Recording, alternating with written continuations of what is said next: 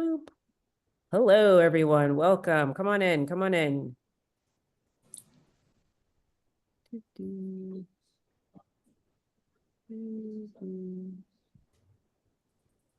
We've got people filing in. Love to see it. Happy Saturday. Thank you for those of you who are on time. This was a live broadcast. You would be ready for your live shots. Thank you. Thank you. Gonna wait about 30 more seconds and then we will start our webinar. Okay.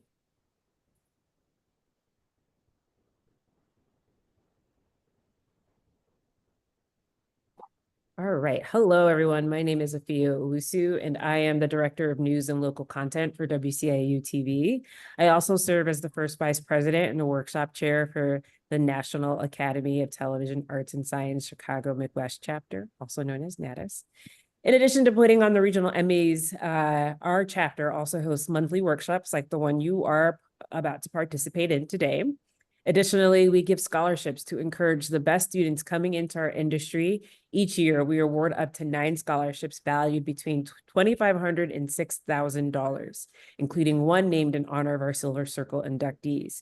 We are the strongest chapter in the nation in regards to funds distributed. So far, since 1990, we have distributed over $650,000, and that's in part to some of your donations. So if you're interested in donating, please go to our website, chicagoemmyonline.org/Emmy donate. All donations are tax deductible. Okay, so why are you here today? You're here today to talk about social media. It influences and permeates many aspects of our lives today, and the workforce is no exception. Despite its benefits in terms of connecting people and sharing information and community building, there are legitimate concerns when social media intersects with your job as a storyteller. Today, we've assembled a panel to discuss, and joining us today is Dani Maxwell, the news director for WKOW. Prior to becoming news director, Dani was an anchor and executive producer of Wake Up Wisconsin and spent several years as the assistant news director. Dani is also an Emmy recipient and a regional Edward R. Moore Award winner. Also with us today is Sabrina FRANZA, reporter from WBBM. Sabrina is an Emmy Award-winning general assignment reporter. She has passion for digging up and following stories. Prior to working at WBBM, she was an investigative and political reporter with News 12 in New York, the Big Apple, as we like to call it. Nobody calls it that but tourists, I know. Thanks. Also, there's JT. I'm sorry. When we talked, I did not get a pronunciation of your last name. So as someone who also has a last name full of letters and vowels, consonants, all of them, can you please pronounce your last name for me? Yeah, my last name is CESTKOWSKI. The trick is to pronounce every letter. Yes, it's JT CESTKOWSKI, reporter at KOW. Also, he in Madison. Prior to his years in front of the camera, JT worked his way in communications field and social media management, including time as a social media and digital content manager for his current station, which is KOW. Also with us today is Jenna Stopsinski. No, didn't do it. Stopsinski. Stopsinski. I was kind of close. Okay, I was kind of close. She's in South Bend, a South Bend native who grew up in the area and now works for ABC 57. She's also the manager for social media. Sorry, I'm like all lost now. Jenna works exclusively for the station's websites. She writes, shoots, and edits all of her content while maintaining community relations and assisting on-air talent with social media presence. She also produces her own segment for each ABC 57 kickoff show for the Notre Dame football games.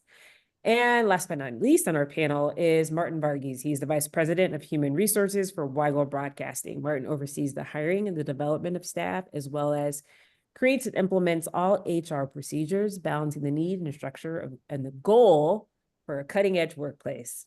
And today's moderator is none other than the birthday girl. Her birthday was yesterday, so we all wish her a happy birthday. Melody Guernsey is a former anchor and reporter for KOW. She's also a Medill graduate student with a concentration in video and broadcast specialization. She worked as an associate producer at the Big Ten Network, and prior to that was a senior writer at Jet Magazine. Melody, I will turn things over to you. Thank you all. Thanks, Sophia. as Afia said, I mean, there's a lot of concerns that's coming up with the just kind of what the environment has been around social media, especially with journalists now. Not obviously not getting into AI, but just with social media. So before we talk about how we navigate, Jenna, I wanted to start with you. If you can just tell us what social media is, and just kind of that as far as the presence that is successful in navigating for news stations. What does that presence look like? So I think our presence has a lot to do with, which interestingly enough takes a lot of voices to create the one voice. We have one voice that we try to emanate from all of our journalists, all of our reporters, all of our anchors. So how we use our social media at ABC 57 is not only to be informative, but to create a community. And it's a place for there to be local conversation. And that conversation is not always, it doesn't always look pretty. Sometimes they're talking controversial issues, which honestly gives us story ideas sometimes too. But we work with our reporters and our journalists and our anchors to carry a social presence, which I'm sure we'll get into later. But we use our portals to connect with the community, to be informational, to get breaking news and weather news out there quickly and efficiently. And yeah, to hear from our viewers and to gain a younger group of viewers. The younger generation, our target audience really right now is getting younger folks to tune in to the broadcast. But we also have to make sure we're getting everything out there to them where they're looking at it on their phones and computers, or whatever it is. Some even on TikTok. That's where they get their news, which is a learning curve these days.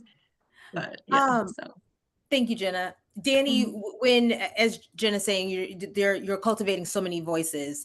As the news director, I mean, you're worried about on air too, and then you're worried about web. Where does social media, the presence, fall in as far as kind of your urgency and your priority? I mean, when we talk about urgency and priority on social media, it's a little bit different. We do use social media, mainly X and Facebook, to get things out in an urgent manner. For X and Facebook, we would prioritize things happening now, breaking news, what you need to know.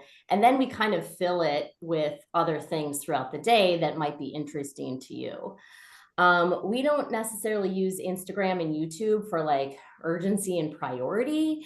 It's more great video, or just other things that will be interesting to our viewers, and really trying to more establish our brand across different platforms. So you're seeing 27 News in your Instagram feed, on YouTube, on Facebook, on X. But as far as urgency and priority, we really use Facebook and X to get those news stories out there quickly.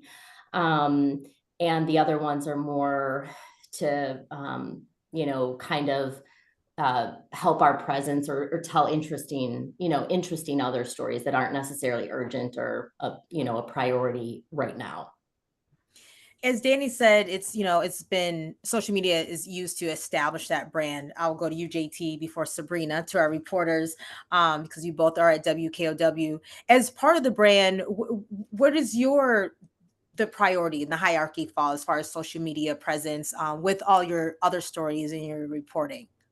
Are you talking about my personal presence, or how I might fit into what the station is doing with the station accounts? Well, I was talking about what the station does as a reporter for WKOW, but that's definitely why we're here, to explore just those boundaries. And if you want to touch on that now, you can. I mean, do you feel like your personal presence is different from your work presence? Oh, certainly. And when I'm saying, work versus personal, I'm talking about, when I'm tweeting or posting on X from, my JT CESTKOWSKI account, I would say that that's a different voice than what I am giving to KO to use on the station branded accounts. There's it's subtle differences, but there are differences in the tone and the approach to that.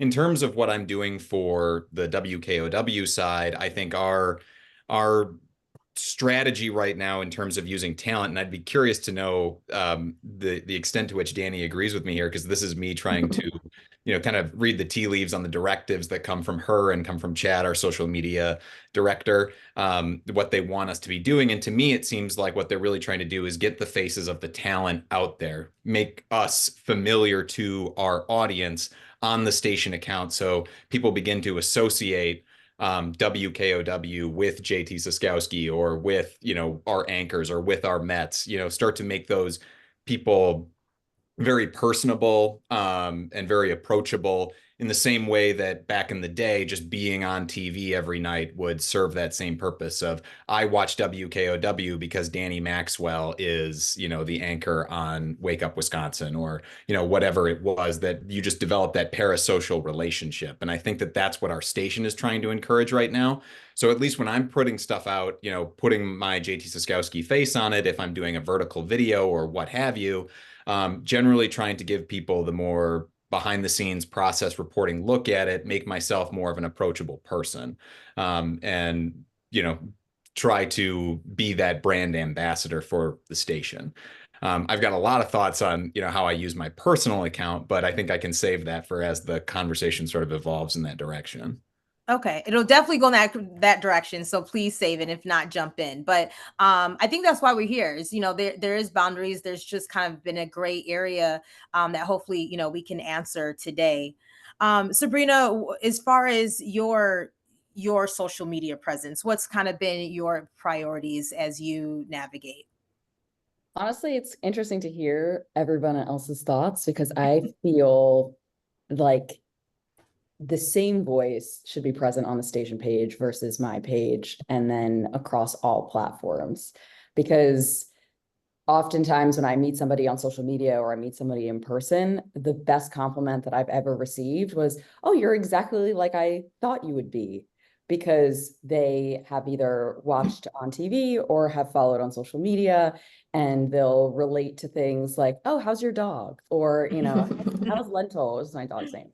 And that truly is one of the best compliments ever, because to me, it says, I trust you as a person, I would trust you as a friend, and I trust you as a journalist.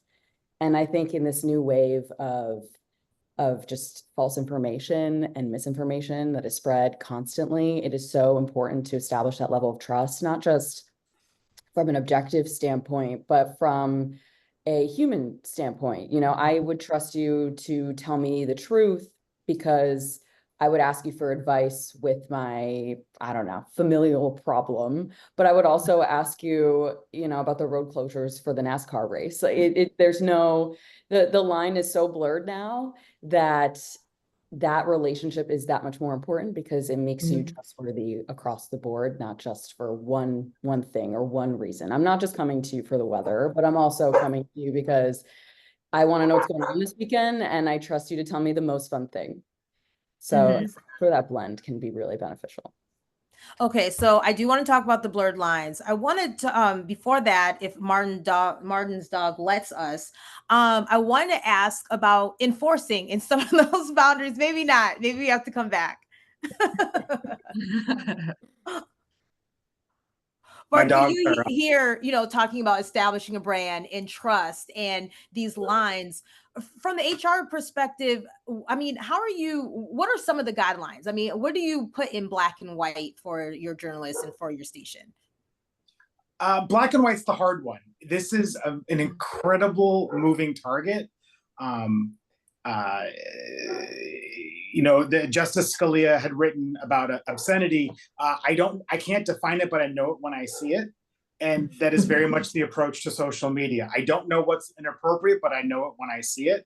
And we ask, authenticity matters. You want that consistency, like Sabrina and JT mentioned.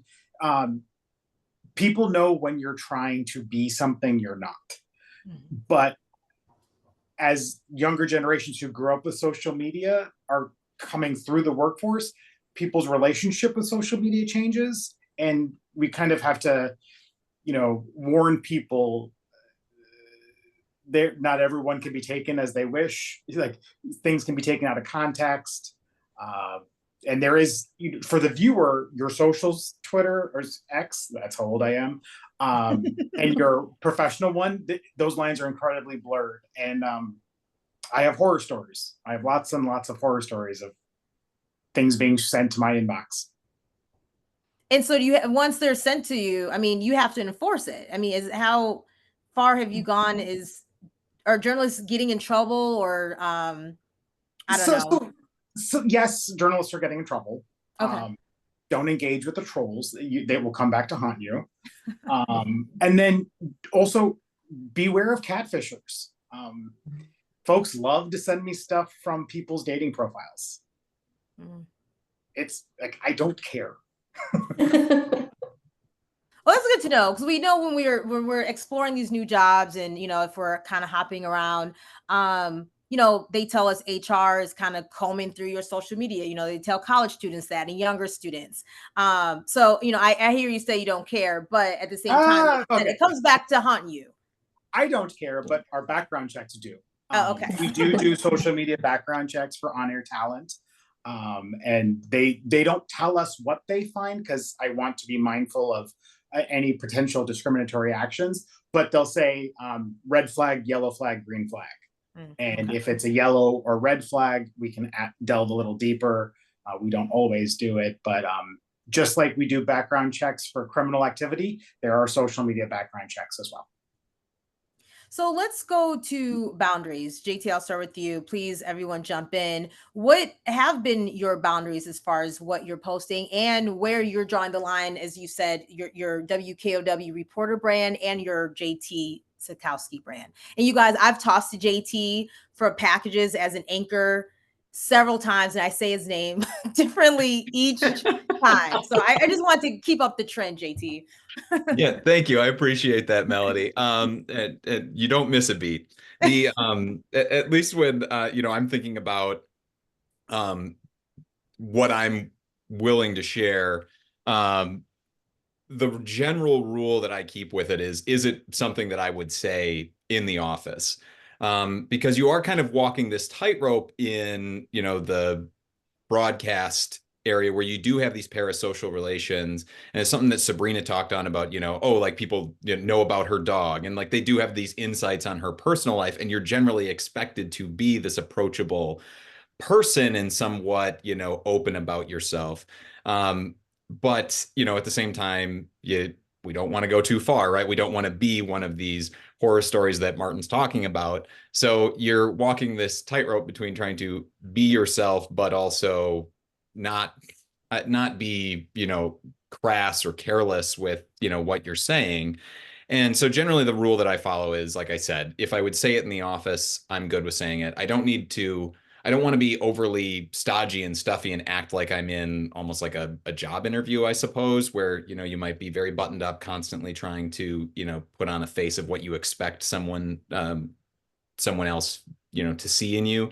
I do want to be myself and to be that approachable person, but I want to avoid, I want to generally, this is as much as anyone will ever see of my home life, is on this broadcast right now, is the background of my wife's craft room here. I tend not to share more than that about my personal life, but at least when it comes to work stuff, in the office stuff, if I'm having, difficulty with a story, I might be willing to talk about that, about, trying to, find a way forward on my reporting with it, or, I feel like I'm being stonewalled by a politician or something along those lines. I'm not going to be afraid to share some of those things, some of that background look, but that's sort of where I try to draw the line. Like I said, that rule of just, would I say it in the office? So that generally means being a little bit more relaxed than I am on television, where I might be following a predetermined script and saying, and, hitting some bullet points of facts and stuff. I might be a little bit more open than that, but also not so open where, what the, about everything going on in my home and personal life.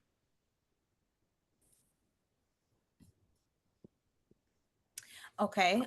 Jenna, how about you? I know one of your duties at ABC 57, correct? Yes. Yes. Is assisting talent with their pages. I definitely could understand the assistance, because I feel like the question a lot of times, you want to be personal, as a talent, as a reporter, as an anchor, I understand that, as JT said, on television, that personality, but you want to be the same person when they meet you, as Sabrina has said. What are some of your tips that you give when you are working with your talent? Yeah, I completely agree with everything that's been said that JT and Sabrina touched on, and Dani as well.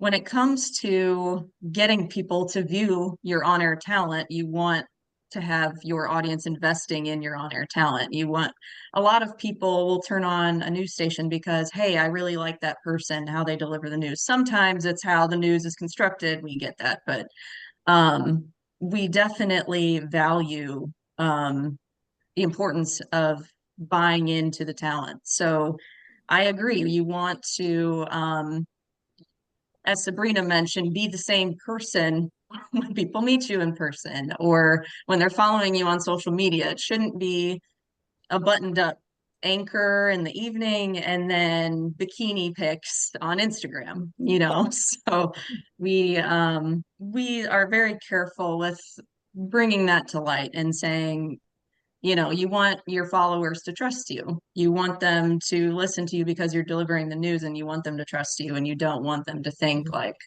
oh wow, like who is this person when they're not at work? But there is a fine line, as JT mentioned too. You don't want to steer too far away from who you are. So I typically encourage our talent I actually just had this conversation with a new meteorologist yesterday. I encouraged him, like, let us in a little. Like, do you have a pet? Did you go to the beach? What was that like? Like, share a photo of like, oh, beautiful beach day, especially for a meteorologist. That's like, that's in the wheelhouse.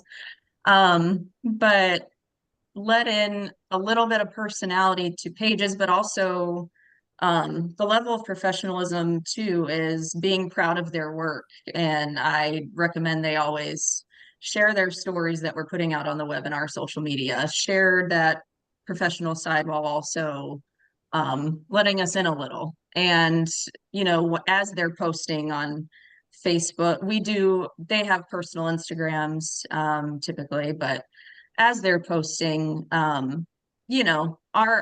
main ABC 57 pages in the 2-sentence I call in the post give the description of what it is.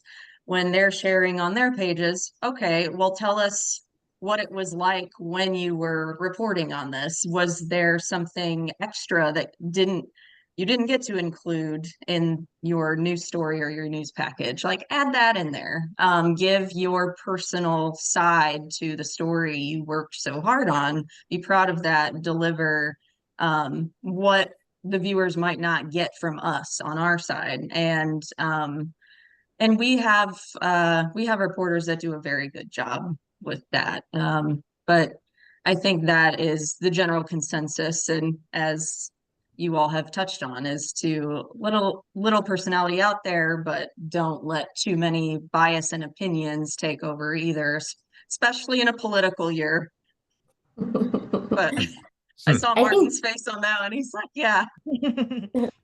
I think Jenna hit on a really great thing, because one of the other things that I was going to say when JT was talking too, like, we want to know them, and Sabrina, we want to know them, but we also want to know, that's what we're trying to get at, is that they're working for us, for the viewers, that they're doing that work. And so, all three of our JT, Sabrina, and Jenna kind of hit on that too. Like, what are you doing for the viewer that's of value?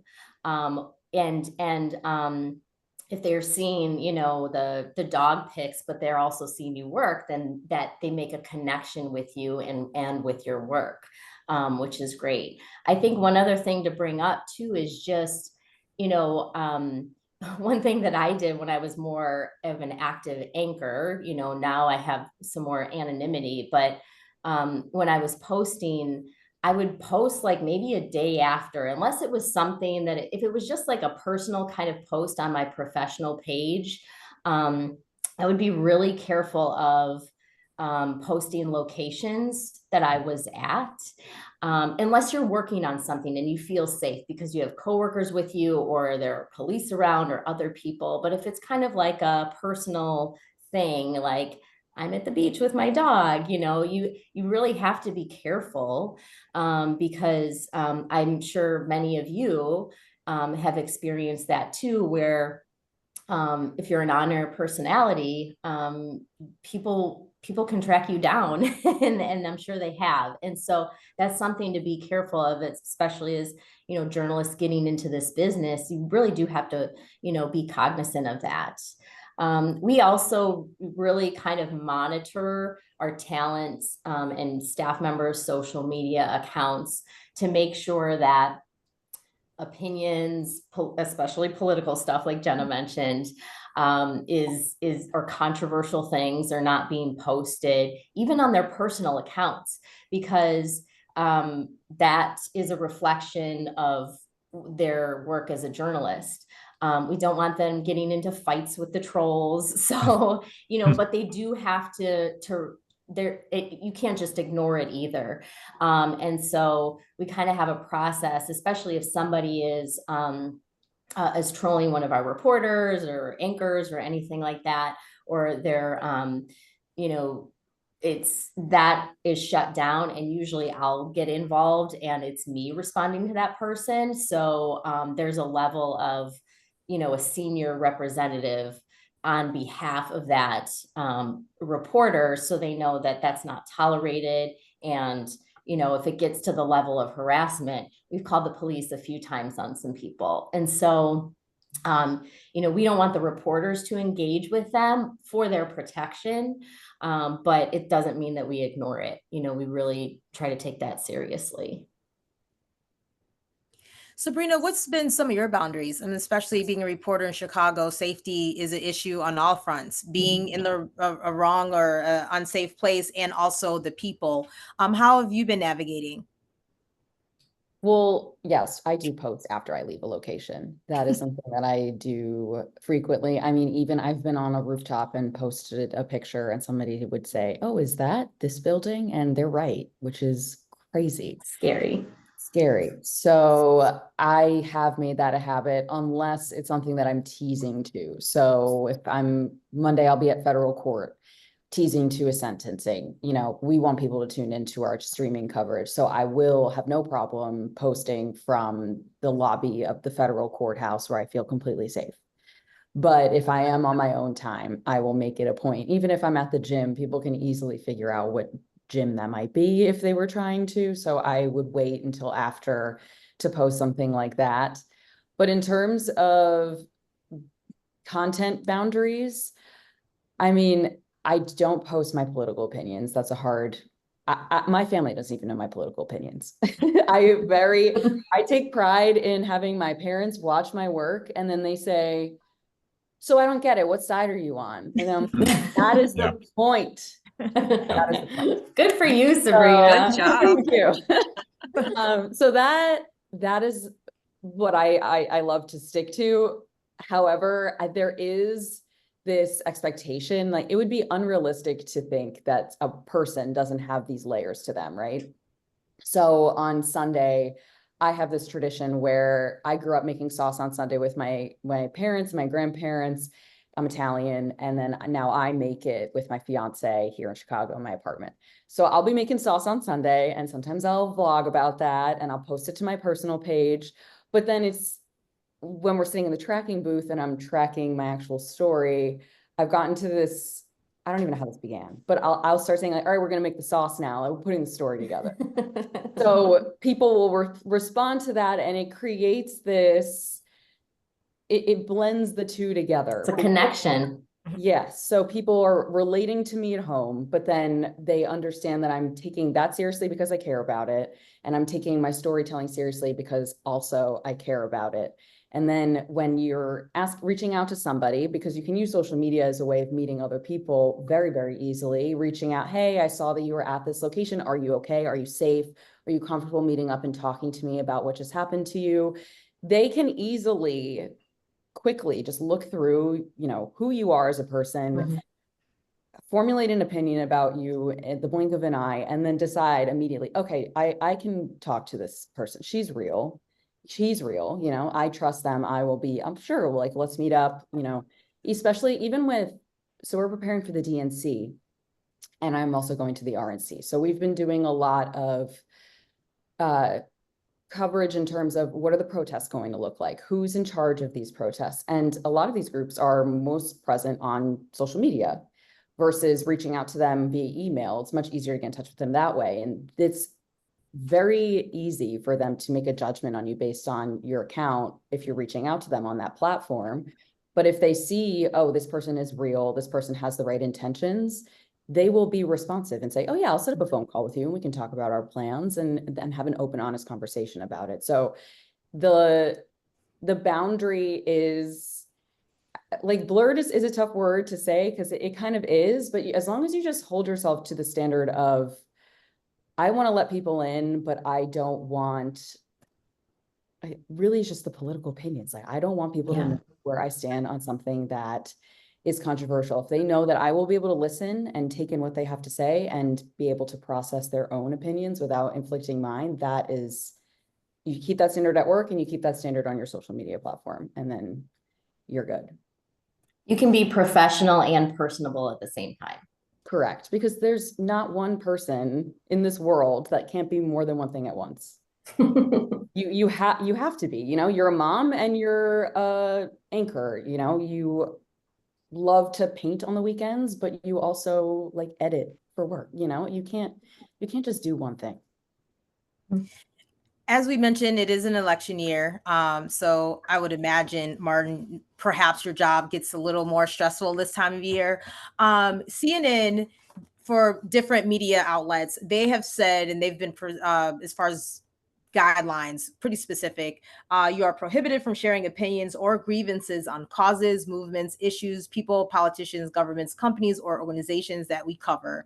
And then a lot of news outlets have said, Twitter biographies that note my views are my own and not my outlet. They said that that's moot. Like, exactly. So as we get into this, and a lot of journalists may not keep their political opinions zipped up like Sabrina. How do you operate and moving forward as far as enforcing those guidelines? So it's one of my favorite topics. I am an attorney by training. I've always been in the HR kind of employment sphere. First Amendment does not apply in an employment situation. First Amendment's protection is only against government action, because people love to say they have a right to say whatever they want to say, and you're right, you do. But in a newsroom setting, that you've now made your personal life my business, and my business is to protect the brand and to protect our journalistic integrity.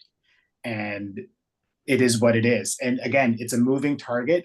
We ask our employees to use their best judgment and understand that things can be taken out of context. Things that you thought were innocuous and innocent may not be. And we've had a lot of run-ins with this.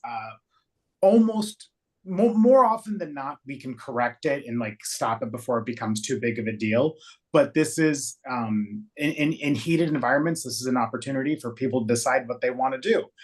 If you can't maintain that neutrality, like Sabrina has so artfully done, everyone knows my political beliefs.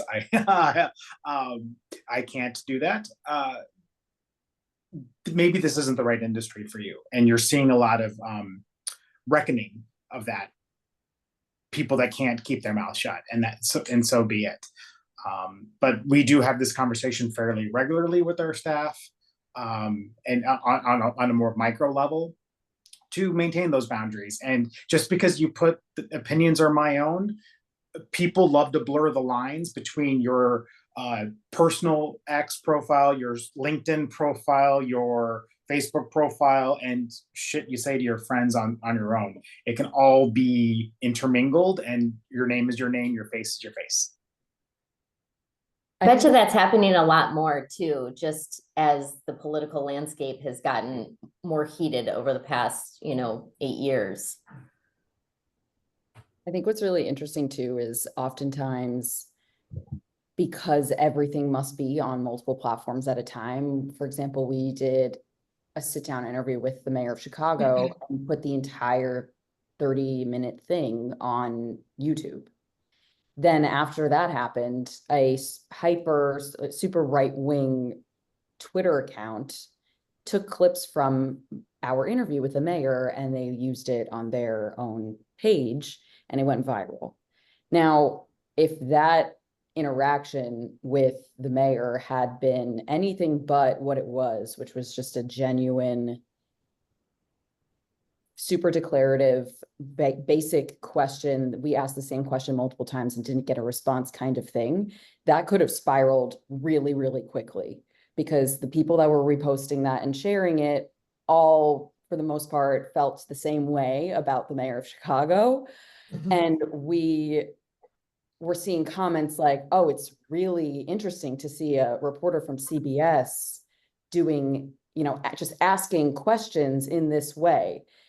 It ended up being actually a positive thing because we stuck to our values, regardless of what account took snippets from our interview and then started sharing it. And that there's power in that, because I don't think that anybody on that page would likely be watching CBS Chicago on a regular basis. So the fact that there is that intersectionality, that we're reaching this audience we wouldn't have reached otherwise, and then brought them something that still had the same journalistic integrity attached to it, was super powerful, but it could work in the opposite if you don't stick to those same values.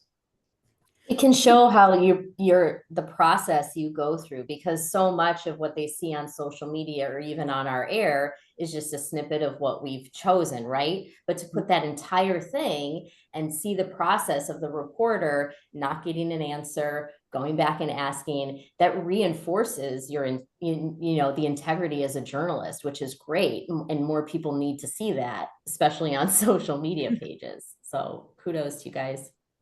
That didn't make the package, so that's the perfect one. You don't have enough time to put all of that in, and that's all they clipped. So it was, I think it overall was a really great spin on something that could have ended totally differently. Sabrina, did you choose for that interview with Mayor Johnson? I noticed that you had clips on TikTok and Instagram. I mean, did you just kind of go down the gamut? Did you do everything? Did you do Facebook? Where do you find the most success, or I guess views for that interview clips? So with that interview, we had, I think, 24 minutes with the mayor, and we automatically put everything that we report on YouTube. It just automatically goes. So we did 2 packages that were on air and on YouTube, but then the entire interview itself went on YouTube. People would clip for their own purposes, we found later, and posted it themselves. But then because it was not something that needed to all be aired at the same time on the same day, we had a few days to say, okay, let's put some of it on TikTok. Let's put some of it on Instagram and see what happens, really, because it stood its own against the test of time, at least for, the few days following. And that was able to reach, like I said, like people that disagreed with Mayor Brenda Johnson, Republicans most likely on X. And then it reached people that are younger than myself, Gen Z on TikTok. And then it allowed people to all kind of merge in the same place, which is, oh, I watched your interview on YouTube and I actually sat and watched the entire thing. What I think is kind of interesting about Gen Z and millennials like myself is that we'll sit and listen to an 1.5 hour long podcast. We love the short TikTok, but we will also sit and engage with this really, really long piece of content if we're interested in it. So if you can convince somebody to be interested even a little bit, then they'll probably also invest the time into the longer form content. It just might not be sitting and watching a 1/2 hour newscast. So you just kind of have to think, how long will this last? How long do I have to chop it up and put it in different places? and where will it work? And how can I, convince everybody to converge in one location? For that interview, it was perfect opportunity to do that, split it up that way. If there's any audience members have any questions, you can use the chat button to add a question, just so you know, and to reiterate that, and we can take your questions towards the end. So please use the chat to ask any questions. You can put your questions there. As we move forward, you guys, with the political landscape, just to end that, what's kind of been the plan? Jenna, I'll ask you, and reporters JT and Sabrina, well, all of you guys, really, what do you have a plan moving forward, what you're covering at that moment, because a lot of us will be there, and then also what platform you plan to take advantage of and what you'll be using? Sorry to make you work on a Saturday. This is a work question. We pretty much for any story have similar plans. Everything, no matter what it is, will go out on Facebook. Well, all of our coverage will go on Facebook. Sabrina touched on this really well in terms of the kind of audience you have on different platforms, what you use to reach different age groups and different audiences and get them hooked. But in terms of, so our election day coverage and leading up to that, it's not really much different than our other news stories in terms of how we're going to handle it. Not much of it will probably go on Instagram because we just don't see a lot of success with that kind of stuff on our Instagram page, but a lot of Facebook, X, YouTube. Actually, YouTube, we get a lot of interaction with our political stories. One of our anchors interviewed the governor of Indiana, and that we put the full thing out, just as you were mentioning, and that got a lot of interaction, a lot of comments and everything. But in terms of the coverage plan, that's pretty much, I mean, we haven't gotten into the nitty-gritty details just yet, in terms of doing any breakouts or anything specific. And of course, the news coverage is a whole different conversation. But Jenna, are you saying that as far as Instagram, are you saying that your station doesn't really use it overall because of the engagement, or for just politics? We definitely use it. Actually, before I started working for them, they didn't use it at all, and I was like, we need this. Instagram, though, is a lot.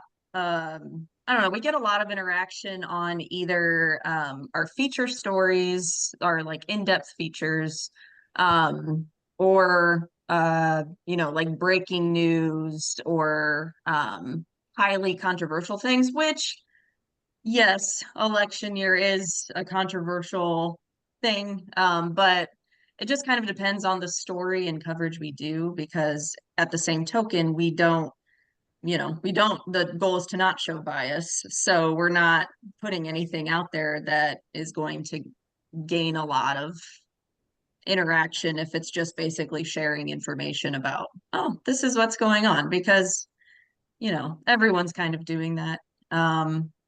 But yeah, we definitely use Instagram, just it depends on the content. So Dani, how about you guys, as far as moving forward, especially with RNC in Milwaukee? Is there anything special wise that you're doing for social media? I mean, I think that's the conversation that we're having right now, is trying to figure out if there's anything other than what we would normally do. One of the things Jenna and Sabrina mentioned was like these longer form interviews with, politicians or lawmakers or whoever. And so one of the things, it's great putting that whole thing on. What we found too, what was really successful, is cutting it up into like questions and having like 5 of them or 6 of them, like cut up by questions. So they're like watching the news one, and it's like, how does this, person respond to, this?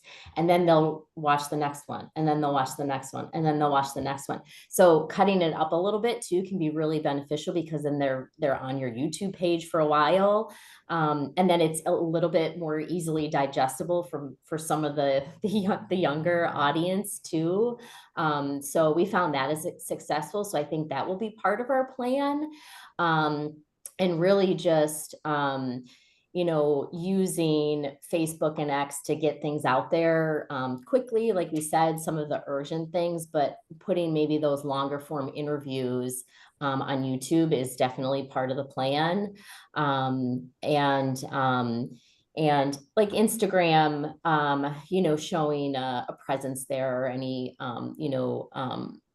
just kind of being there. But those are all things that we're thinking about right now. But off the top of my head, those are some of the things that are in the works. To echo Jenna a little bit, with her kind of talking about, you'll keep kind of exercising the same muscles, regardless if it's an election year or not. I think that it's all about, the audience that you've cultivated in whatever platform. So if you are normally posting about your political stuff on X, let's say, then that'll be the tool that I'm using to report, from election night watch parties and all of that stuff, because that's where my audience for that content already exists. To the extent that I'd be, branching out and using something else, it would really just be if it's part of a strategy where I want to, at least in our office right now, every single reporter is talking about how they really want to make like a personal TikTok for themselves, like to try and have a way to, have that outlet of another way to get their, get their presence out there. Everybody's talking about starting a TikTok account, and few of us have actually done it, because you got to go through the work of actually cultivating that audience there. So maybe using the the election season as an excuse to do that, of like, I am going to cultivate a politically focused audience for myself on TikTok, and that's where I'm going to post all of my politically focused material. Otherwise, just keep exercising those same muscles. For me it's X. It'll probably continue to be X. And that's where I'll be posting all of my news. I just find like it's, just the best suited to what we do in terms of getting the news out on a day-to-day basis, that I don't know that any other platform's doing it better right now, giving me better tools to reach people in an immediacy kind of term. But yeah, that would be really the only reason that I could see to develop a new strategy. Whereas if you wanted to build a new audience somewhere. JT, I'm glad you said that. Go ahead. I just wanted to jump in and yeah, please. With the, as we're preparing for the conventions, we have an office in Milwaukee and an office in Chicago. So yay, I get to be prepared for both. We are expecting it to be a powder keg, and God knows it could be a complete nothing burger, or it could be a disaster. When you're on social media and you're using it for the urgency and immediacy, that is why we are all on social media. Be careful with your location sharing, like Sabrina has said, and Dani as well. Be careful with, just be careful. Like whether, how do I say this politically? Like, I told you I'm an attorney by training. I'm watching my words. What you record can be subpoenaed, right? The whole unadulterated part. They did this on January 6th. A lot of the journalists that were there, you just be aware, be prepared, be careful. It's a powder keg. A lot of stuff can go viral for the wrong reasons, and you want to protect yourselves. Safety first, physical safety, mental safety, all of the safety. I think it's also important to make note of how much you're posting about either Republicans or Democrats. Similar to how you wouldn't post a million stories about crime, because then the person's going to say, oh, all you do is talk about crime, doom and gloom and sad. But you also don't want to be the one that's only posting about, I can understand if you're in Chicago and you're posting about the mayor of Chicago, or you're in Milwaukee and you're posting about the mayor of Milwaukee. That's different. But if you're covering a contested election, to make sure that you're consciously covering each candidate as close to the same amount of time as you possibly can is super valuable. And then taking note on your own personal page too, because you have to justify if I'm only following one candidate around, but that's my beat, that's one thing. Yeah. And you can say, I am only following this candidate because that is my beat. If you want to follow JT, he's following the other candidate. And that's where you can, I was going to say, Sabrina, that's where you can share Correct. JT's story and JT shares your story so that like on your social media account, they get like the full picture, right? Right. And then we've done this at BBM, collaborate on Instagram posts with your station. So it'll say CBS Chicago is posting this in collaboration with Sabrina. And then okay, I can see her page, but I also see that they're working on this in conjunction with CBS Chicago. And when you go to WBBM's Instagram, you would see posts that were collaborated with me, posts that were collaborated with a different one of our reporters, and then you get a more wholesale picture. Yeah. So that collaboration is different from a share or a retweet. Are you saying it's the transparency of saying that it's the collaboration? So on Instagram, and I believe TikTok as well, you can actually have a post, and then when you post it, there's an option to collaborate with another person. So I would get a notification that says, CBS Chicago wants to collaborate on this post with you, accept. And then it posts simultaneously on both pages. You see this a lot when people get engaged. One person will post their engagement picture and they'll tag their fiance, and the fiance will have no choice but to say, oh yeah, that's me. And then it'll be on both of their pages at once. It's the same thing, but with a newsroom. And then when you go to my personal page would still only have my stuff on it. But then if you went to CBS Chicago's Instagram, you would see my posts in collaboration with theirs. There's solo posts and any other collaborations they have with other talent. Okay. And that helps give a fuller picture sometimes. And then also if somebody's trying to find me or find somebody else and they're scrolling and they see, oh, that's Sabrina's Instagram, then you're connected even more in that way. Can you guys talk about your newsrooms and the role that social media plays in that? As Martin has said, urgency, immediacy, that's why we're on social media. You may not go on till 10, the 6 o'clock just ended. It's 7:30. What are some of the guidelines when, are you saving for the broadcast, or what are you trying to inform, and how may that script be different from air? I'm going to see who wants to jump in first. If not, I can choose. Dani, go ahead. I was going to say, I can jump in. Go ahead. I think that we don't tend to hold anything back from to save it for the broadcast anymore. You just can't do that. So if there's news, you just get it out, on your platforms and things like that. But there is kind of a method to getting something out there to point to your broadcast, and then the broadcast pointing back to your social media and your digital accounts. So it's really, and I think a lot of people, and it changes all the time. So like you figure it out and then it changes a little bit, and then it's a constant kind of lesson in just trying new things and seeing what sticks and what doesn't, what works and what doesn't. But, there's never, we're going to hold that for the broadcast thinking in our newsroom anymore. Not for, many, many years. You get the news out, you put it out on, social media, the reporters, if they're out at a scene, they may be, doing some sort of tease, to kind of point towards the broadcast, but they also have to give a little bit of the content and give some information, to get people interested in that story. And so we don't say they're holding back information, but they're kind of telling you about their process. We're working on this right now. And so that's why, I'm kind of in the process of working on it. Not necessarily holding back information that I already know, but I'm still working on it. And they truly are, because they've got to get it all in their head of like, how am I going to tell this story, for the broadcast? And then just making sure that you know, if there's something in the broadcast, but you have extra stuff that went onto YouTube or whatever, that you're telling people that you have that, you know, so it's just a cyclical thing. And, you know, that's how we try to work it in our newsroom. Jenna, how about yours? What role does social media play during breaking news? Yeah, I agree with Dani. A lot of what we do, we don't, especially if it's breaking, obviously, we don't hold anything back. We go with immediacy, breaking and weather first. Hopefully we have a photo from a photog or reporter on the scene.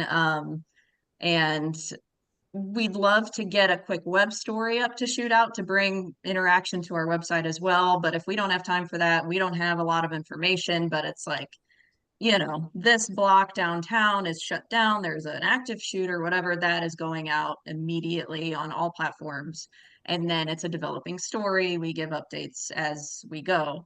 But if it's, you know, non-breaking, it's a reporter story or reporters in the field, hopefully we always encourage them, ask them to send photos or videos back to us so that we can kind of tease leading up to the show.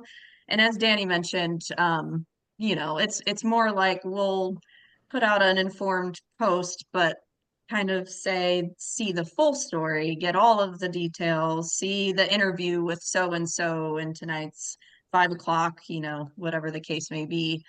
I also encourage our reporters to be doing that kind of stuff on their own pages. And, you know, if they post it on theirs, then we'll share it to our main page. So we're also getting that cross interaction. But yeah, definitely, especially in terms of breaking, never hold anything for the newscast. If anything, it's just building information and kind of, as I first mentioned, building that community to have a conversation. Sometimes when we put out like, hey, this is happening right now in this area, we'll have people message us, hey, I was there, here's a video, you can use this in your show. Or I have a photo of this, or I know someone who is there, I can connect you with them, and we'll have a reporter talk to that person, and then we have an interview for the show. So it's definitely really important for us to get those things out. So if anything, will develop more content for us later, more interaction with people.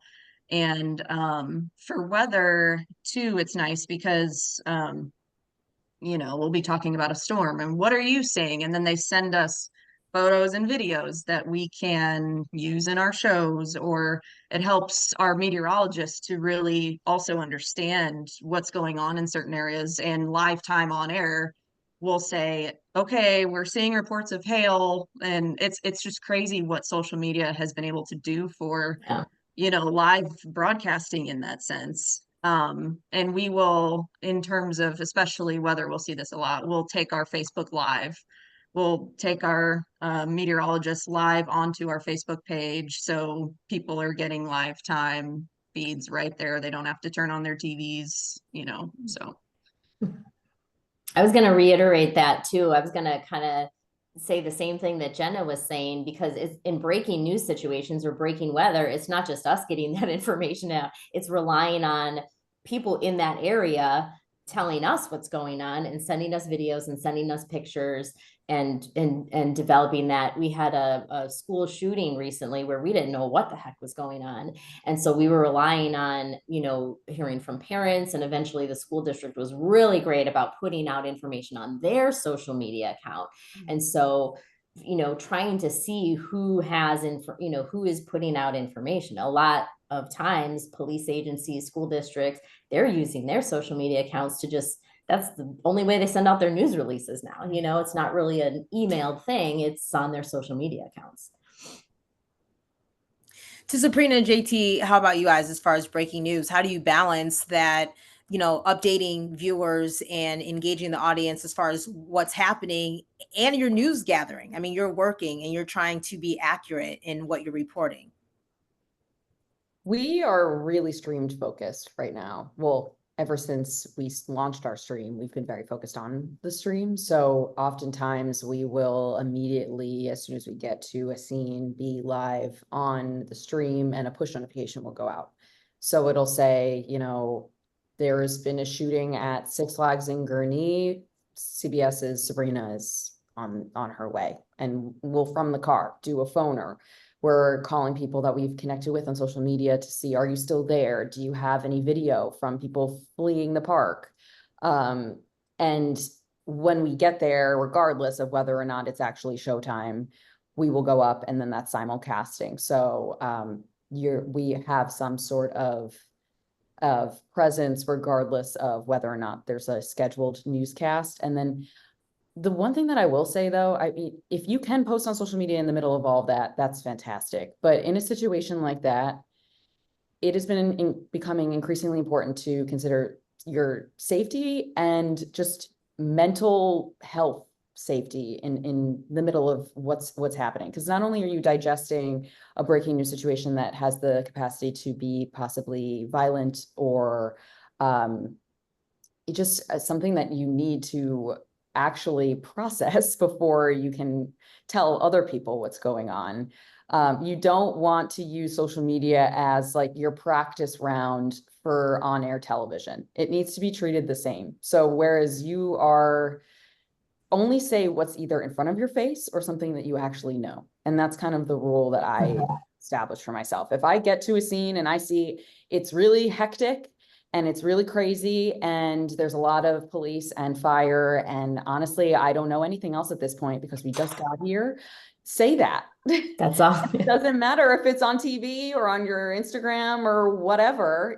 All you really even need to say on X is, I'm on my way, if anything, because it needs to be treated the same. And if you need to take a second for yourself, take it, because you'll be a better journalist because you took that moment to process what's in front of you. And then, okay, now I'm ready to go, whether it's on the stream or on your TikTok or wherever you are, because it's you have to hold yourself to the same standard. And it goes with that same, if you're authentically yourself on your social media and on TV, fantastic. But you also have to have the same journalistic standard for both places as well. The world is riddled with people that were racing to be first and were wrong. And it's hard to recover from that, people. Don't. Yeah. I'm stealing that line, Sabrina, by the way. What line? Not in front of your face, or don't say it. Genuinely, Yeah, it took me too long to get to that just simplistic understanding. If it's not in front of your face and you don't know it to be true, that's fine. That's part of the process. That's something that people are going to wait to figure out as you're learning it also. So there's no shame in not knowing something. You just have to then put in the work to figure it out later, but there's no problem with not knowing. Sabrina brings up a great point. We tell our reporters, like, if they don't know what's going on, just do that observational reporting. What are you seeing? What are you hearing? With your own eyes. She put it perfectly. And sometimes if that reporter is, on the scene and they need a minute to process that, that's where the newsroom steps in and we've got this confirmed or whatever. I mean, so back at the newsroom, everybody's, you're making calls in the field, but everybody's making calls, and then they can help kind of get that information out on social media too. Maybe it's a collaborative effort. So we're not always necessarily relying on the reporters in the field to put, post onto social media on, get a web story done and everything like that. Really, when you're going into that. So I don't want anybody listening here to think that like, oh, the reporter, you have to do everything and make sure it gets up. It's really a collaborative effort. And so that reporter has a very important job to do that observational, and trying to get some information. But a lot of, staff in the newsroom can help with what do we know right now, getting an initial web story, putting it out on Facebook, X, wherever you want, getting pictures and video kind of ready for the web and helping that reporter so they don't have to worry about that part of it. I think almost every piece of advice that we've given in this panel so far could almost be summed up as just acting with intentionality, right? If you're doing it just to do it, right? If you're going to post to social media just for the sake of posting to social media because you feel like you have to, that's one, maybe best case scenario is you don't get, the attention or anything from doing that, from going through all that work. But I mean, then you can get into these nightmare scenarios where you post something that is, factually incorrect, or, lands you in hot water in some way.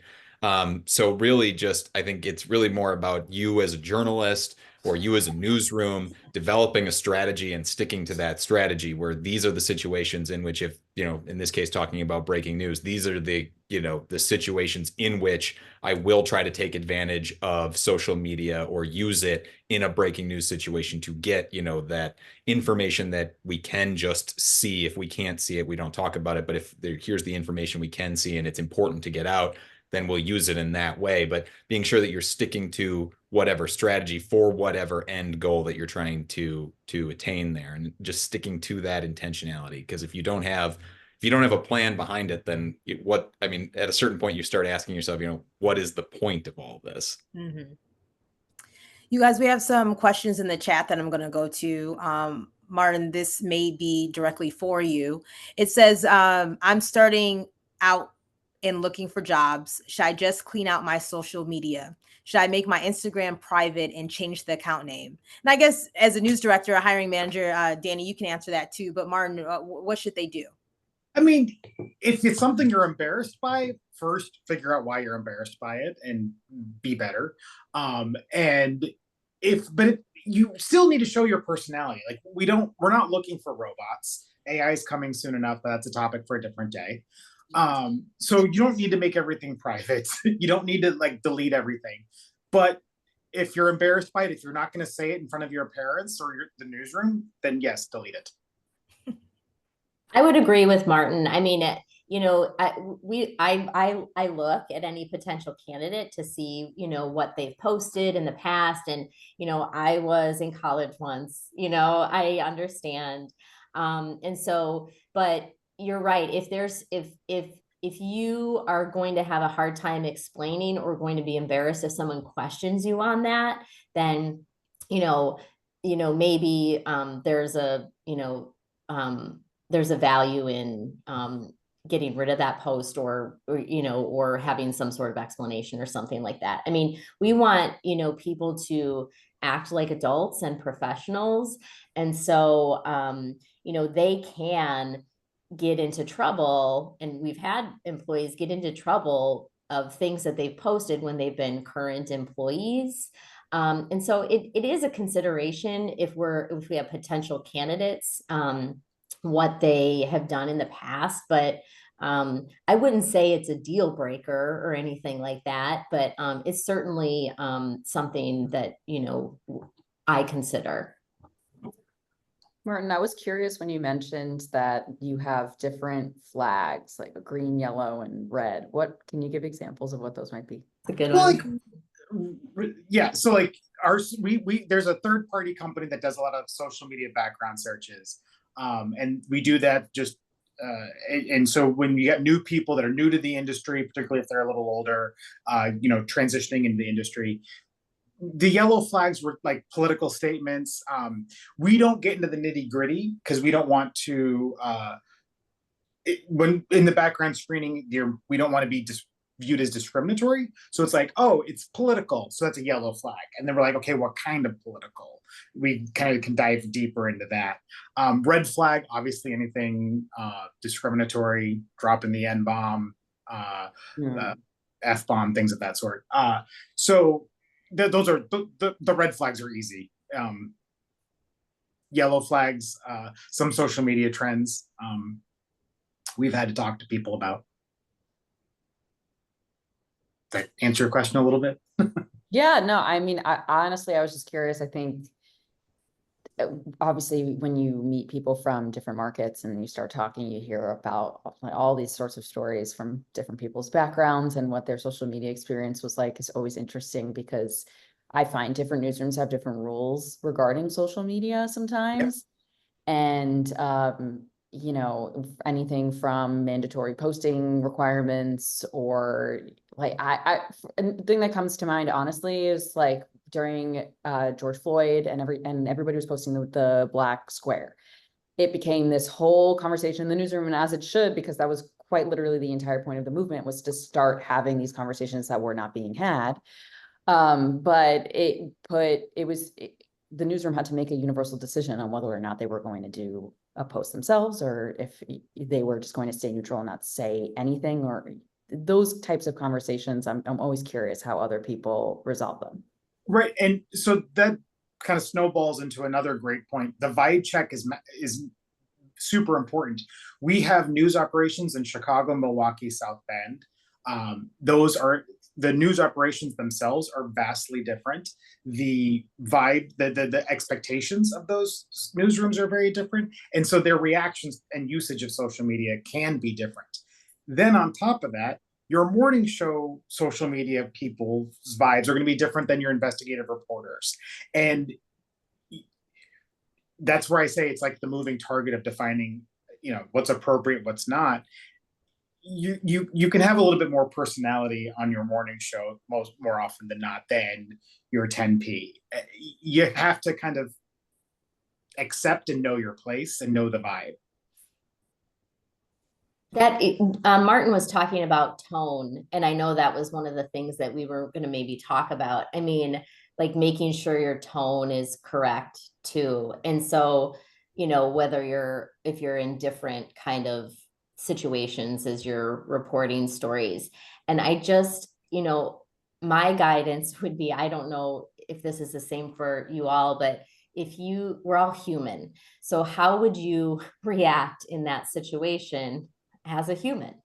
You would, and whether you're anchoring or reporting, I mean, if it's sad, it's okay to have compassion, and that's with social media posts too. If it's happy, the tone can be happy. It's okay. And so it's just, I think it's, how would you act? How should you act on social media? How would you act in front of people as a human being? I think it's very similar. It's not brain surgery. It's really that simple. And on that point, we had another station in South Bend. I'm very, very happy it was not our station. There was another station locally. A reporter went on scene of a shooting, and this was her first breaking news assignment. And on her personal social media page, she had her probably photog take a photo of her there on scene. She's smiling and says something in the post along the lines of, I finally made it, my first breaking news scene, like I've worked hard to be in this, whatever she said. And that was used as an example in our newsroom of like, don't ever, not the tone. It's one thing to post from the scene, and we've been talking about that. Safety first, be very careful with that, as Sabrina has mentioned.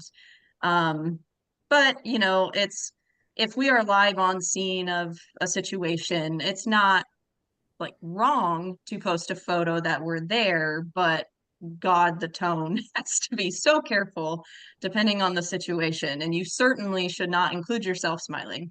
And I feel like that is such a common sense thing and a news judgment thing, but not everyone, I guess, thinks of it that way. If it means something different to them, like for her, it was, oh, this is my first big breaking news story. That's okay to internalize, but definitely don't put that out there. So yeah, that what Dani mentioned had me think of that. Yeah. That's a good example, Jen, because you think about that, like this is like the adrenaline rush is definitely there in those situations, but remembering why you're there, and it's probably somebody's worst day of their life. Mm-hmm. Tone is important. I have another question for you guys from our chat. How much of your workday is spent producing your story for air versus posting on social media? It's probably directed to, go ahead, JT. Yeah, I was going to say most of my day is directed towards producing the story for air. The the social side is where it makes sense and where I have the time to fit it in. We have, some, strategy things that we as a station are trying to undertake where, we're doing this big push towards vertical video right now. So I will make sure to carve out a little bit of time, and it doesn't take much, to do something in that regard, or carve out some time for my, personal Twitter account that I use to post about. I usually only use it for certain beats that I'm on. But yeah, for the most part, it's, towards producing something for air. But even though I say that, they're not necessarily mutually exclusive, right? Where some of the work that you're doing towards producing that package for air can also be doubled up, in, producing something for social media. If you are already, putting together, going through your interview and pulling out bites, and there's, one good sound bite that just isn't going to fit the minute 30 package, then, that can live separately online as its own 30-second or a minute standalone thing. I can quick pull that out. It doesn't take a lot of time. And, you shouldn't be viewing necessarily these things as acting in competition with one another. Really, it's about finding the way that it works for you in your own workflow of, trying to identify, how can this story that I'm already producing for air also have a digital component, or vice versa, something that I'm doing for digital. Maybe I'm doing something for digital, and I'm like, oh, this would actually make a really good stand-up for my my on-air thing, and trying to, work with efficiency. I think too, if we've talked a lot about branding and branding on a station profile versus your own particular branding, there are ways to see, and I'm sure most people watching this have explored this before, but the response that you receive on your own personal account to things that you post. How many people are engaging with it? How many people are commenting? I mean, for me personally, I find people will engage much more with something that has to do with my personal life versus something that is a story that I'm working on a given day. I normally wouldn't post a soundbite in exclusivity because that doesn't get as much engagement as something that is, here I am, we're digging, we're actually doing something. To post just to post is not always valuable, especially when you're just starting out, you're trying to figure out your own brand, and you want people to, your social media page should supplement everything else. And if you have that sort of teamwork in your newsroom where they're helping to post the full story on the web and on their social media and all these other places, then your social media can be used as like, this is me, my relatability. I'm the same person. I am on TV, I am here, and you work on both at the same time. But I wouldn't say that most of my energy goes towards social media. Most of my energy is going towards putting the story together, because that is the bread and butter of why we're here in the first place. If you, especially again, if you're just starting out, you want to make sure that you are present in the moment and not worrying about, you're worried about enough as it is. If you're shooting, writing, editing, doing all this by yourself, you have to like nail that. And then if you have time at the end of the day and you want to post something afterwards, fantastic. But you gotta, like, the raw materials are the most important part. And you, like JT said, you just figure it out as you go and creating that brand for yourself. And what Sabrina's saying there about posting just to post, we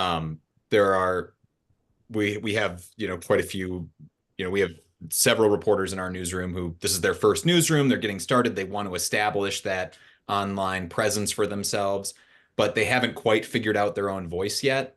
And so they know they want to have that social media presence, but they haven't figured out what their niche is or what their tone is, who their audience is just yet. And so you see a lot of posting just to post.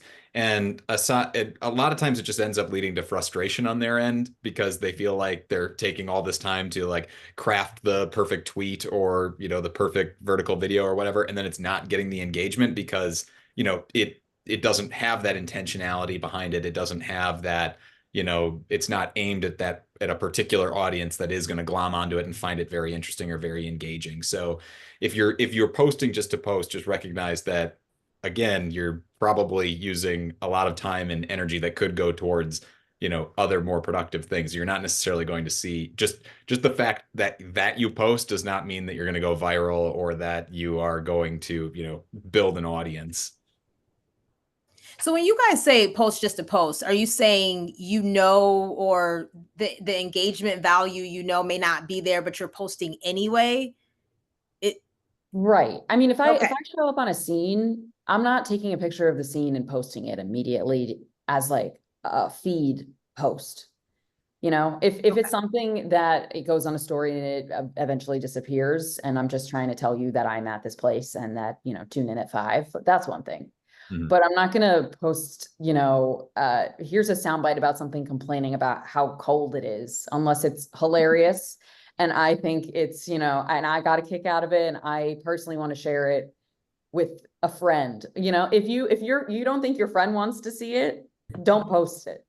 Because then people are just going to expect from there on out that you're just going to be posting things that they don't want to see, and they're going to doom scroll past you, and you don't want that either. So yes, posting just to post would be just to have the idea of thinking you're having a presence just by nature of posting.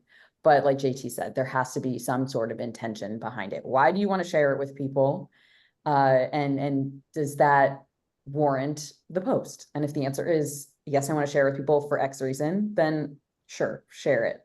But otherwise, just, you know, focusing on the task at hand usually allows you to figure out what that most important thing is that you actually want to share, and then you can share it. I think that's good advice, because you know, that's what this webinar is for, is just kind of building that platform. And a lot of young journalists are starting out and they don't know their voice. So I definitely think that is helpful to both of you. Another question here. Do you get burned out with all the social media platforms and keeping up hourly on it? Yes. Yes. So I cannot say that I post every single day, because I don't. And that is, again, one of those things where you need to set boundaries for yourself and understand that, I mean, you cannot burn yourself out by doing all these things at once. There's no longevity to that. If you're starting to create your brand, it's not going to be created in a day. So you just have to like chip away at it as you go and give yourself that grace, because otherwise the overall content will suffer. You can't be doing a million things at one time without the risk of your content suffering. And if you're just starting out and you're trying to, again, find your voice, figure out the tone at which you want your writing style, that is so much more important than spreading yourself so thin that it takes you that much longer to find that brand, to find that voice. So you might as well just, like, if you need to, just slow down. Take a step back. Don't post on everything at once, because also nobody's ingesting all of that content either.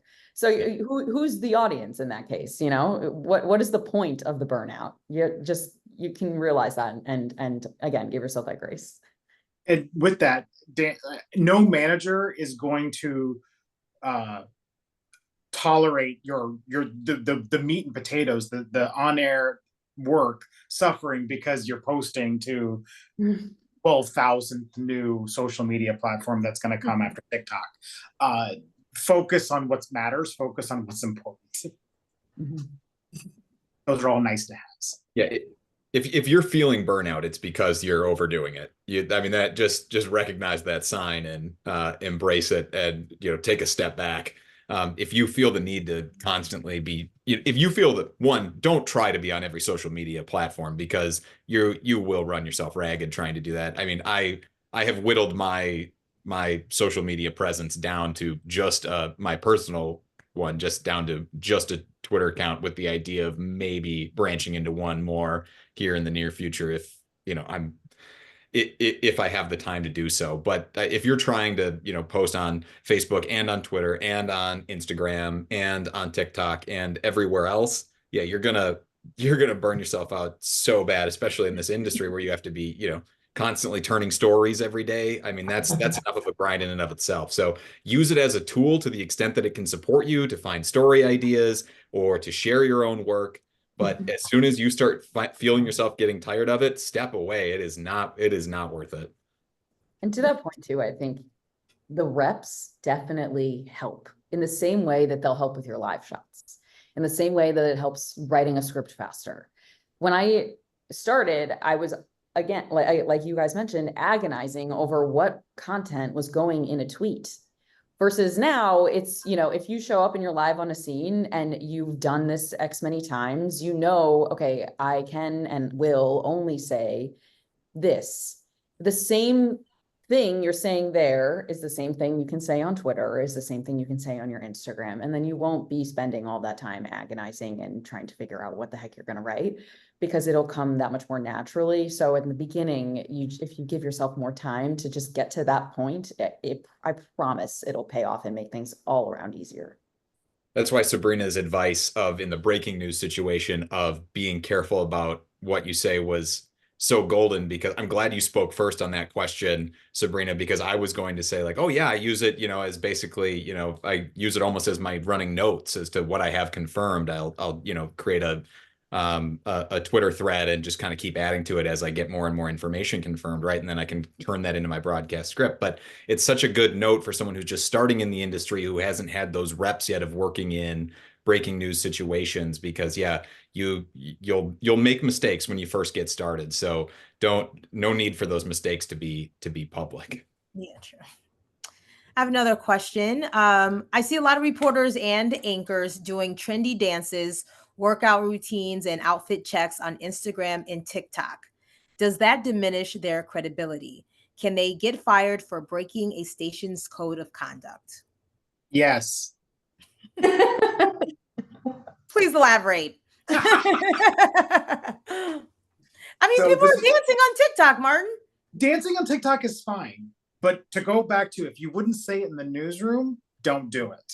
And if you're trying to be like an adult, like it blurs into cringe super fast.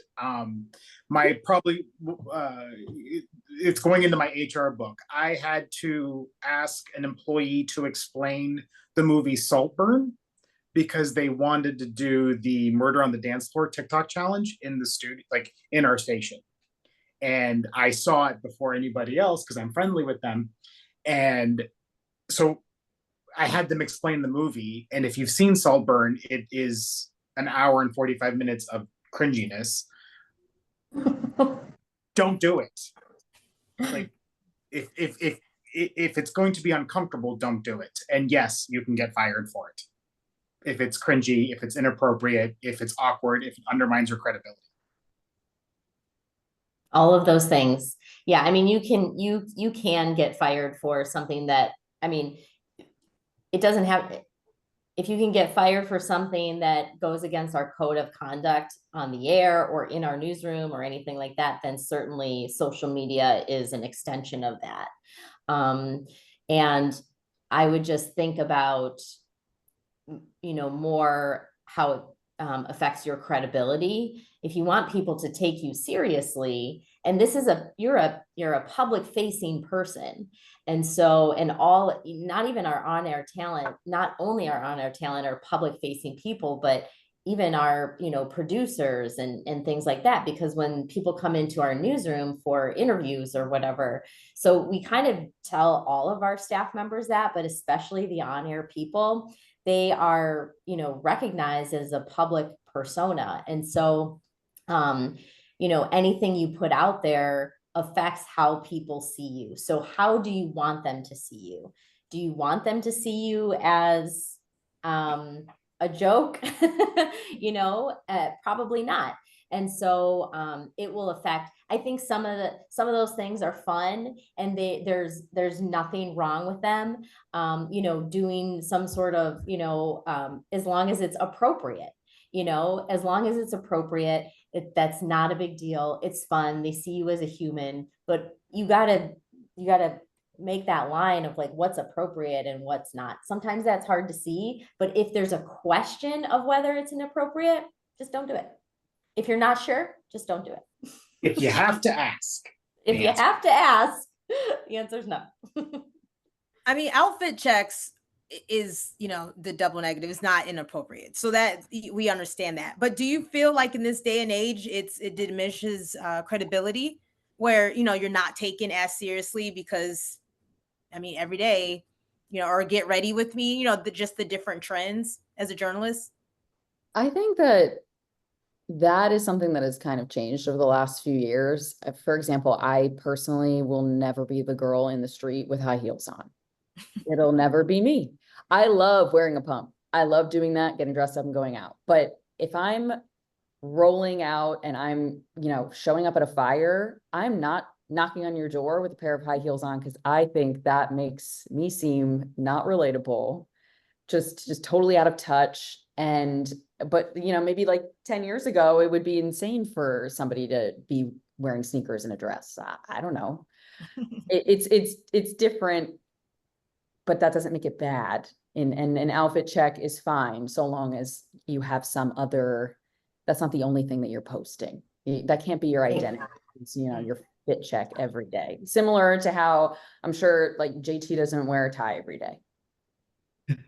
Maybe you do. I was about to say He's that like, I'm not "Oh my-" qualified to speak on this because I wear the same 3 shirt and tie combos every day. So the idea that I'm doing any sort of dance trends or get readies with me, my content would become very boring very fast.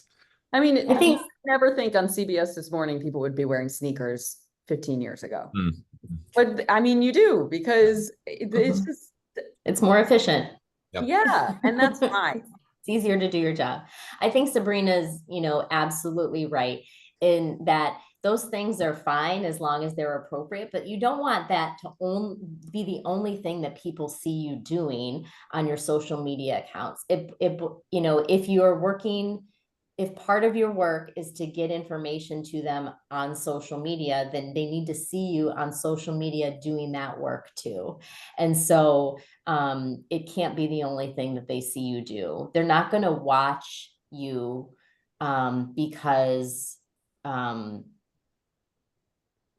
we've seen this in research. They're not going to only watch you because they like the outfit that you're wearing today or how you do your makeup. They come to you for information, and so that needs to be part of your social media presence.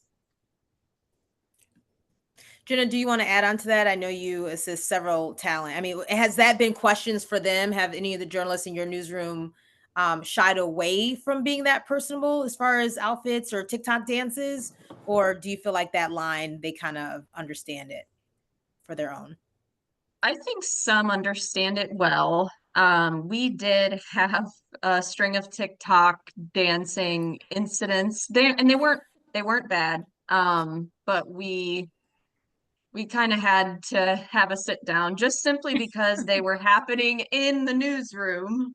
And it was one crew at one certain time of day, and they would do it kind of regularly, and it was cute. It was fun. It was not inappropriate, but at the same time, it goes back to, okay, well, those are the same people I'm getting my breaking news from, that I'm getting my weather from, you know. So it is a fine line. We don't really have too much of that happening though, and that only went on for a little bit, and it was fine. But yeah, we thankfully we don't have too many issues with TikTok. Our things now are just working on like photo content that some of our on-air talent are posting on what they think are their Instagram, their personal Instagram, but they're public. So just making sure that they understand, like, hey, like, it's one thing to post a vacation photo in a bathing suit, but how are you posing? What is the overall tone of the photo, and what are you trying to show off? You know, that type of thing. So yeah. Definitely the season for that conversation in bikini. And you know, it's hot outside. Take your clothes off. We got it. There's another question here. It's for JT. Could you speak more about how to develop tone for social media? Yeah, absolutely. This is something that I stress to some of the new reporters in our office is find your audience, find your niche, because the idea that you're going to, at least with your personal accounts, right? Like, for instance, me, I'm pretty like I'm wearing a I'm wearing a dress shirt to a the pretty informal discussion here on a Saturday. But like I'm pretty buttoned up. I cover economy and labor every day. So those are sort of that's sort of my niche that I've developed. I've got sort of everybody in the Wisconsin area that is interested in organized labor. They follow me on Twitter. So that's where I've really kind of developed my my niche, and I share a lot of information, related to everything I'm finding in that beat there. And I get a lot of engagement for the size of my audience in that respect. So usually what I would tell new reporters is sort of develop your voice, your niche. And a lot of times that's like, what do you actually care about? When you're going on social media, what are you looking for? Are you looking to, at least in terms of your news, are you looking towards those personalities who are, a little bit more personable? Are you looking for the ones who are like sharing the raw information, as soon as it becomes available and is confirmed? Or are you looking for someone who's going to give you your news with a little bit more of an entertaining bend to it? Because that's probably a sign of, the kind of tone that you would just most naturally tend towards, and then start trying to develop content in that way around your niche and build your audience from that niche. Because you're not going to get everyone in the world. Not everyone in the world is going to be interested in following you. So this idea of like going with a fire hose approach of like, just tweeting about anything and everything, like then you're really about nothing at that point. And what's the value in me following you? Like I should, as some, you follow everyone you do on social media because they offer some sort of value to you and your feed. So be cognizant of your audience, what they're actually getting out of the content that you're producing. So that's what I mean by tone and niche, is really just trying to find that audience that is going to get the most out of what you're offering. In terms of how to develop that over time, some of it's trial and error. Generally, I find like just be genuine about like if you're interested in it, then that's the thing that you should be talking about. If you're not interested in it, then don't be talking about it. That's where we get to like posting just for the sake of posting that nobody cares about, right? So like just yesterday, I had a story pitch in the office that went over like a lead balloon because it was so like inside baseball to the kinds of things that I talk about. Very, very labor nerdy kind of thing. And I'm like, well, you know what? These people in the office don't appreciate it, but my Twitter friends will. And I shared it there. And I had very robust conversations about unionization election rates in Wisconsin over the last calendar year. So, but my audience is cultivated to want that from me. And that becomes a value of something that I can take with me. Now, for me, I'm already like working in my home market. So like, there's not really an incentive for me to like leave or go anywhere else. But like for other journalists, I mean, we're in an industry where you tend to move up in market size. That personal social media profile is something that you're going to take with you. It's going to be that value that you hold for yourself. So be sure that you're developing something that is a value to you, meaning like, if I suddenly change markets, is everybody who's following me no longer going to be interested in the things I have to talk about? In my case, if I went and moved somewhere else, I bet I still retain quite a bit of my social media following because I'm still going to be talking about labor in that other place. And I bet the people who follow me will still be interested in that content. So that's me just having my own asset. I'll still be able to pull from all of those same sources. And still get the same tips through social media that I was before. So be cognizant of what you're developing for yourself is really a resource for yourself as well, something to be invested in. Okay, you guys, we have another audience question.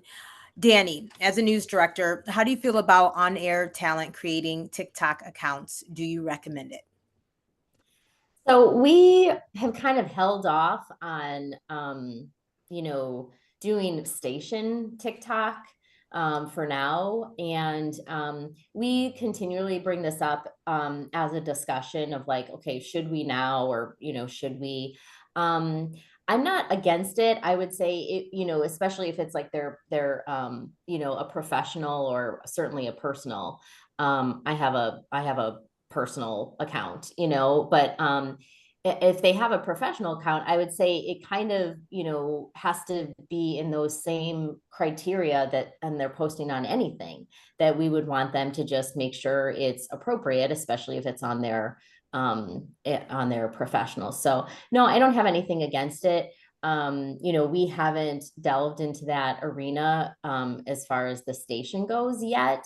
You know, we continually have corporate discussions, you know, with our corporate digital team and the station management about whether we want to. We just haven't yet. But you know, I think there may be a value to that, and I don't have anything against somebody, you know, an employee or talent who wanted to do their own professional. They just need to keep it appropriate, just like they do with anything else.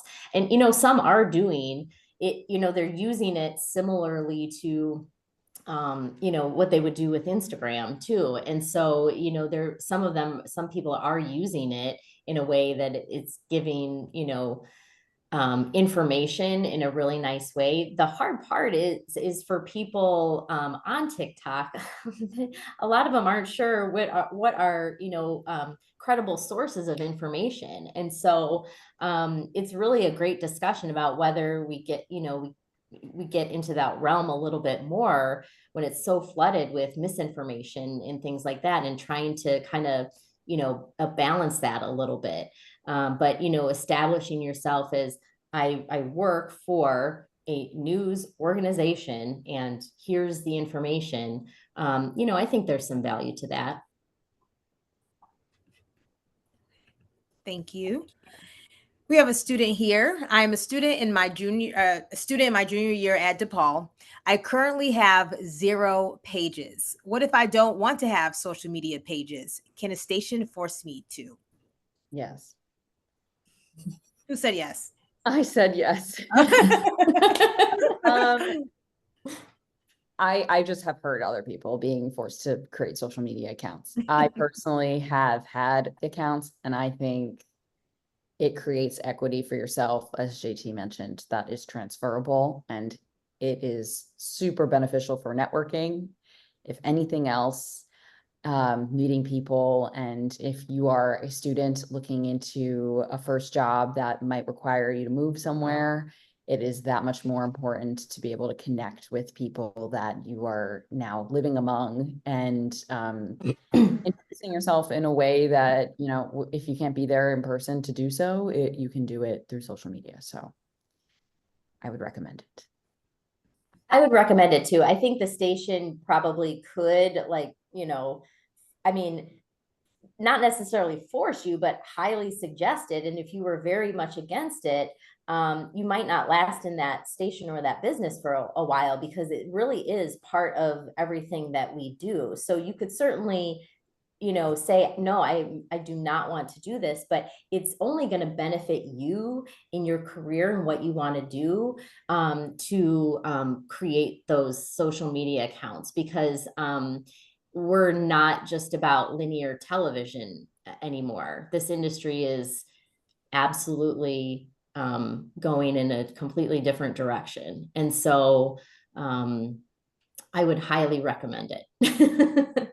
So yes, this has been litigated. Yes, it can be done. It can be considered an essential duty of the job. There you go, the lawyer. The lawyer The other says thing yes. that I would caution, just because when you talk to people, you hear horror stories.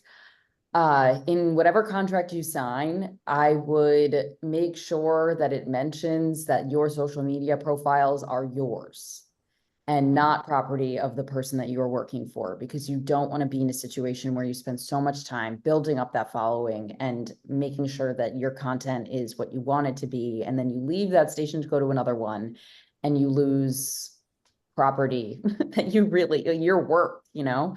And it's similar to the way that if you film something on an MMJ camera, that video is property of the station of, you know, whoever's camera that you filmed it on, like that is theirs. But your social media should be yours, and you have to make sure that it says that somewhere in your contract. So Sabrina like, brings up a great point, because some stations have it in their contracts. Some corporations, news corporations, have in those contracts that if you have a social media account, that it is property of the station. So I would really have a conversation about that. And are you okay with that? Or what do you want? Are you going to want to take it with you? Many people do. And so make sure that you're asking about that before you're signing any contract. Martin, please jump in. What does that look like when you 100%? can't? So Okay. so with that student who doesn't have one, like Jenna and I work together. If Jenna creates it and maintains it, it's ours, and we're taking it. And we have some of that, particularly for like characters for shows, because we have non-news things that we own all of the rights. But if you come to it, you should own it and it should be yours. But if you make it ours, I'm keeping it. So as the person who negotiates the contracts on the other side, yeah, ask the question, preferably an email. I will add on to that. When creating your talent page, specifically here on Facebook, I highly recommend that you create like whatever name you're going with, or whatever title. So like a meteorologist, that's meteorologist so-and-so, or like I have one because I do some on-air pieces, and mine is Jenna Stopsinski TV. Don't put specifically what station you are at. So like if mine were to say ABC 57 News, because it is a nightmare, I'll safely say sometimes, but potentially all the time, to get that changed.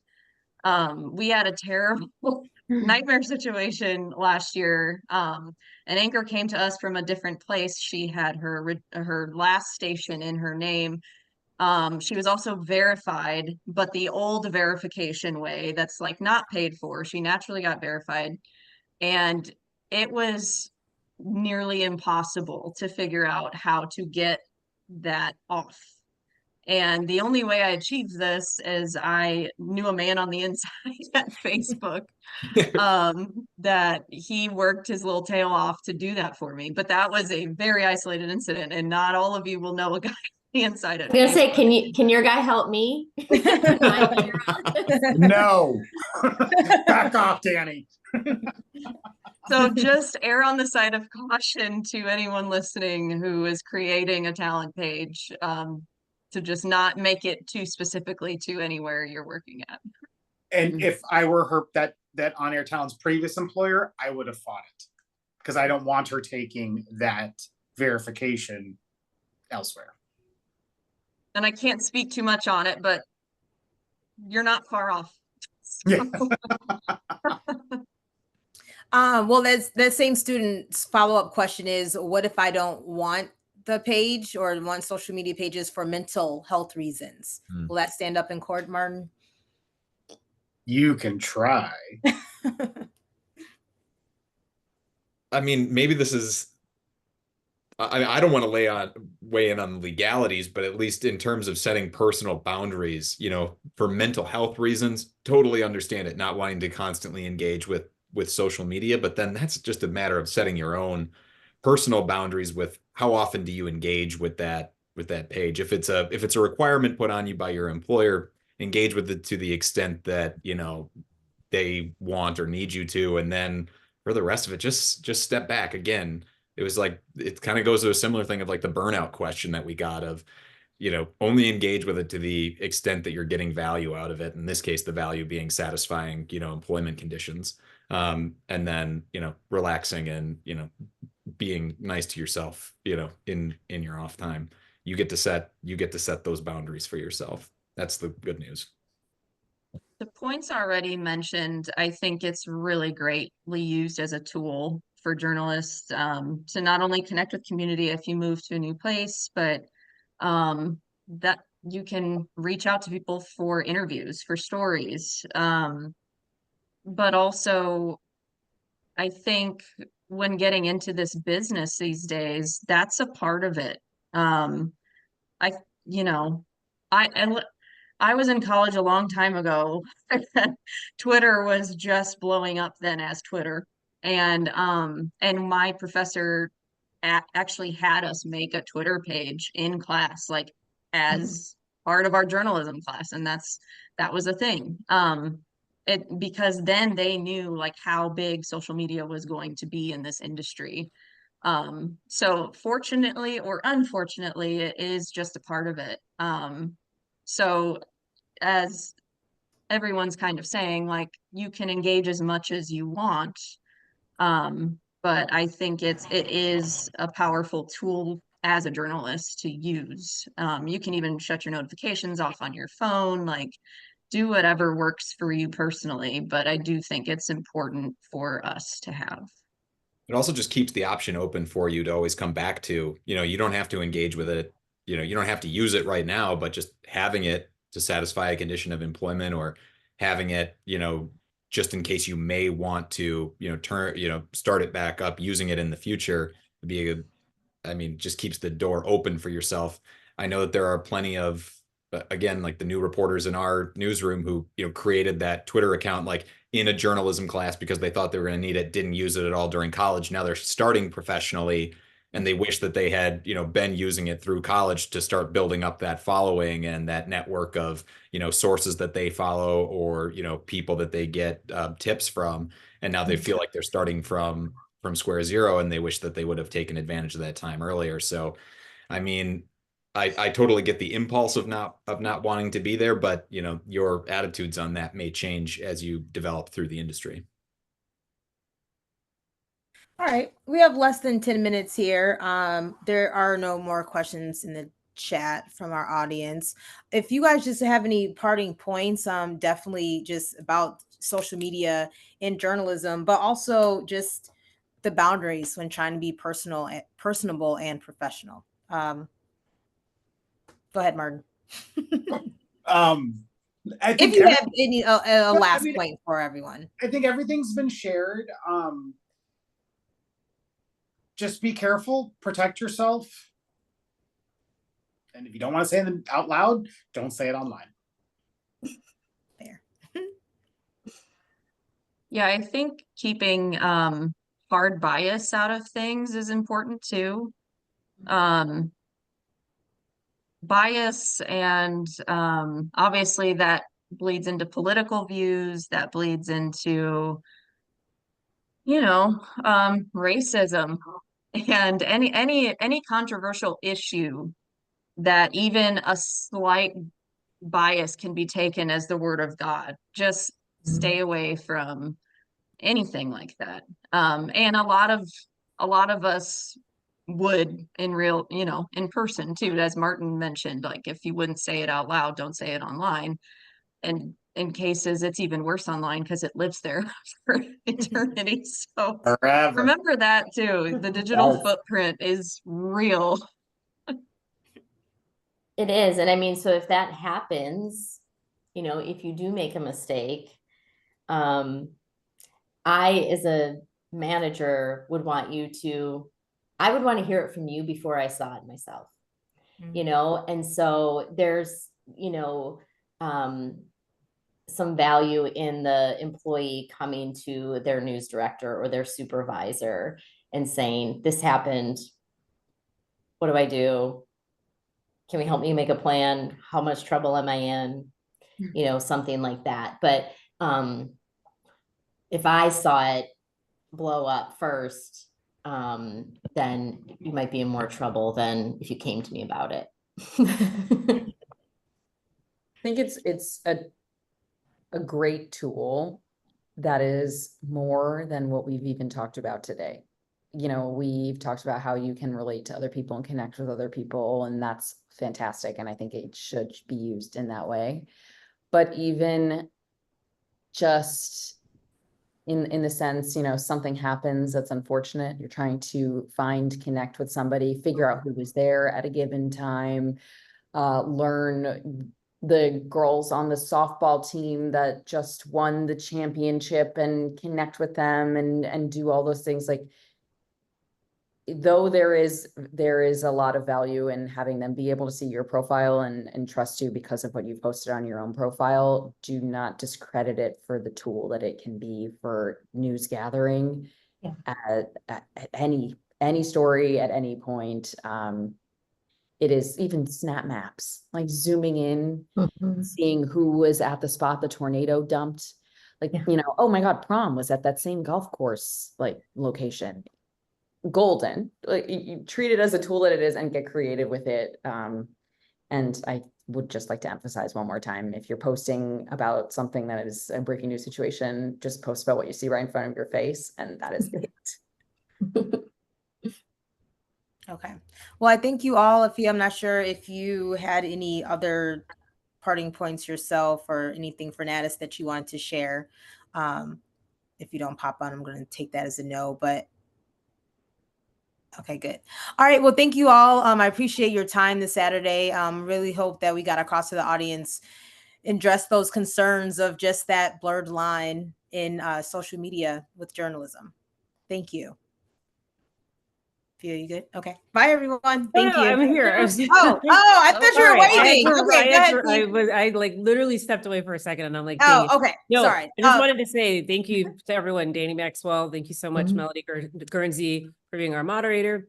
JT CESTKOWSKI, Martin Varghese, Jenna Stopsinski, and Sabrina FRANZA. We really appreciate you spending your Saturdays with us.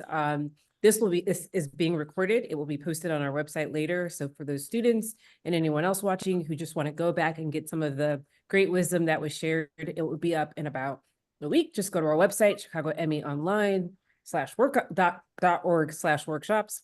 And again, if you want to donate to our scholarship foundation, you can find that information on our website. And this is our last workshop for the summer. We will be back in September for the launch of fall television, which everyone's always excited about. And that's it. Thank you so much for joining us again. Thank you, everybody. Have a good one. Okay. Thank you. Bye, everyone. Bye. Thank you. Bye.